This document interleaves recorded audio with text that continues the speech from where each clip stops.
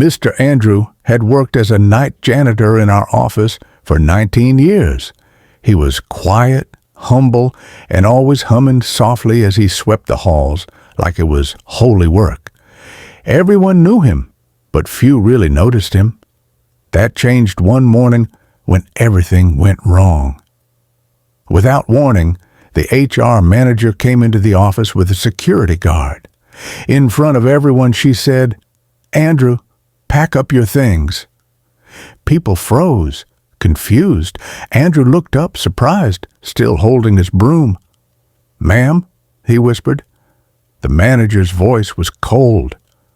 "You've been accused of stealing a Rolex from one of the executives' desks. We can't have thieves here." The office went silent. No investigation, no proof, no camera footage, just a missing watch and a quiet man who suddenly became the easiest person to blame. What broke me most was that he didn't even defend himself. He didn't raise his voice, didn't protest, didn't shout about his innocence. He just lowered his head and whispered, "I understand." Then they handed him a black trash bag for his things, and the guard escorted him out like a criminal. That night, I walked past the building and saw him outside, sitting on the curb in the rain, still holding his broom. His uniform was wet, his face tired. He looked like a man who had lost everything.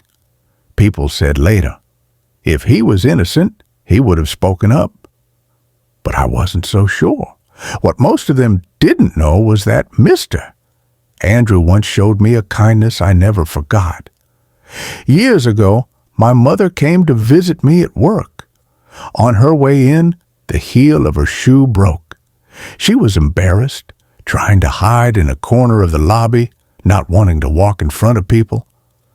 By the time I got downstairs to help her, I found her sitting quietly, while Mr. Andrew knelt before her. He had taken out an old rag and polish from his cart and was gently cleaning her shoes. He looked at her and said softly, "Ma'am, don't you ever feel small?" Then he smiled, stood up, and walked away, still humming. He never told anyone about it. He never even mentioned it to me again. I told myself that day, if I ever get the chance, I'll pay that man back. 2 years later, I had already left that company and started my own. It grew steadily, and one morning we were conducting interviews for the position of head of operations at a hotel conference room. The room was filled with candidates in suits, resumes in hand, nervous and hopeful. I sat at the front reviewing files.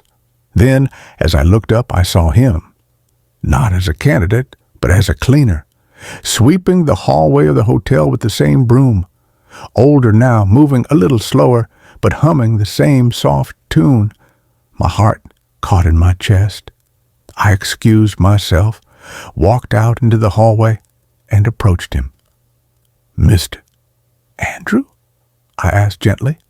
He looked up, startled. At first, he didn't recognize me. Then I told him who I was, reminded him about the day with my mother's shoes.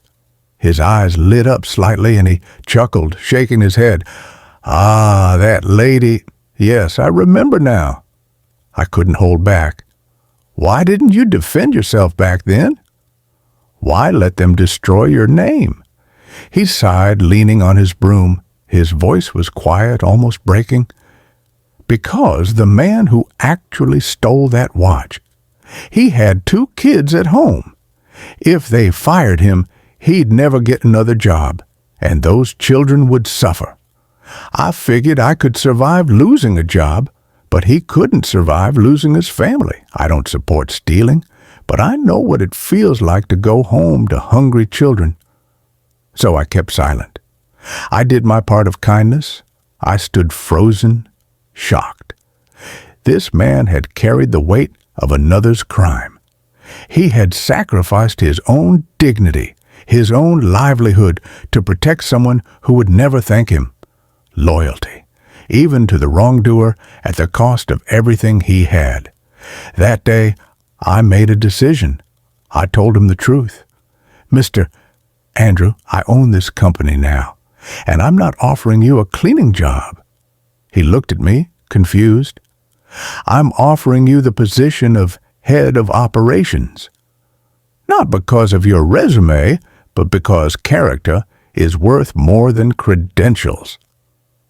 When he stepped into the boardroom later, not with a broom but in a suit, people were stunned. The same man who had once swept our floors now sat at the table where decisions were made. His name signed paychecks. His quiet presence carried authority. Yet he remained the same. Still humble, still humming softly as he walked the halls. The world may overlook people like Mr. Andrew, but kindness never dies. Loyalty remembers loyalty. And sometimes the ones who seem the smallest turn out to be the greatest among us. Please drop a heart if you believe character is greater than credentials.